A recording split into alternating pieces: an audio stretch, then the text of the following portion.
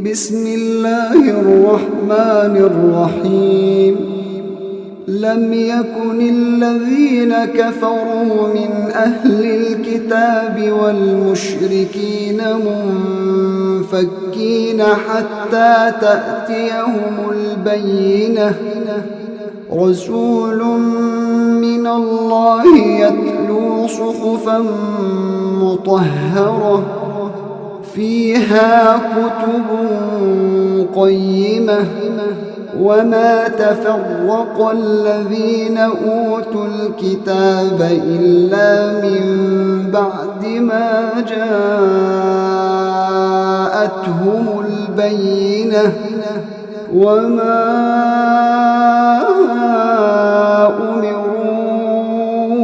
أمروا إلا ليعبدوا الله مخلصين له الدين حنفاء ويقيموا الصلاة ويؤتوا الزكاة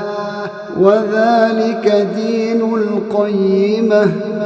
إن الذين كفروا من أهل الكتاب والمشركين في نار جهنم خالدين فيها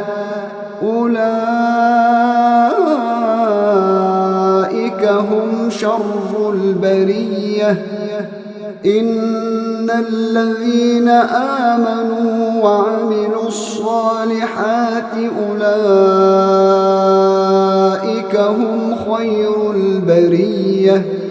جزاؤهم